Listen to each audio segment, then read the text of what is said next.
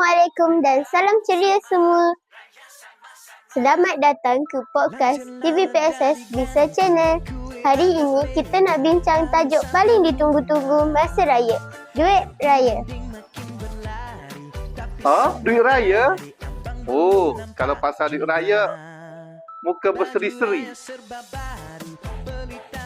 Soalan 1. Cikgu, kenapa orang bagi duit raya? Sebab saya comel ke?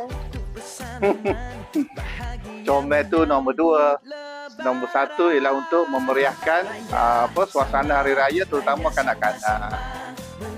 Oh, jadi kena rajin basuh pinggan dulu lah ya? Ya. Kalau kamu suka bantu ibu bapa, lagi banyak cikgu bagi duit raya. Cikgu, kalau dapat duit raya banyak, boleh ke terus pergi kedai beli semua gula-gula? Kita orang tua bagi duit raya bukan untuk beli gula-gula, tapi untuk simpanan masa depan. Kalau duit tu kamu simpan, lama-lama dia akan banyak manfaat yang akan kamu dapat daripada duit raya.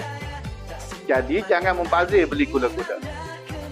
Kalau tak simpan, lepas raya tinggal sampung kosong je lah. Yalah.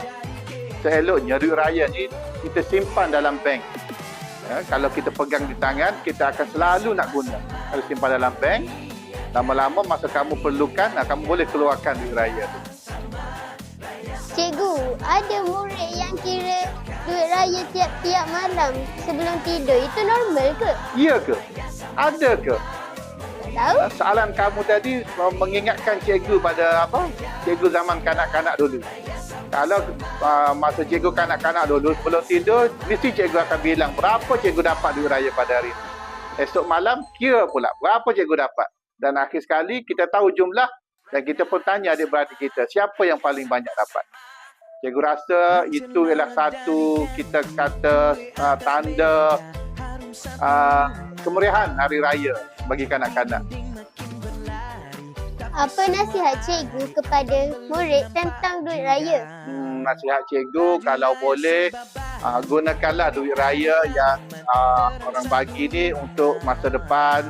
Contoh untuk kamu melanjutkan pelajaran nanti ataupun untuk guna masa kita susah.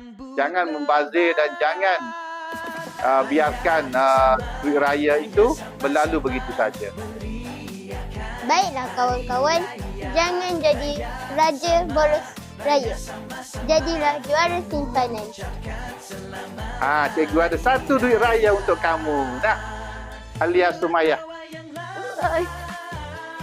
Terima kasih. Sama-sama.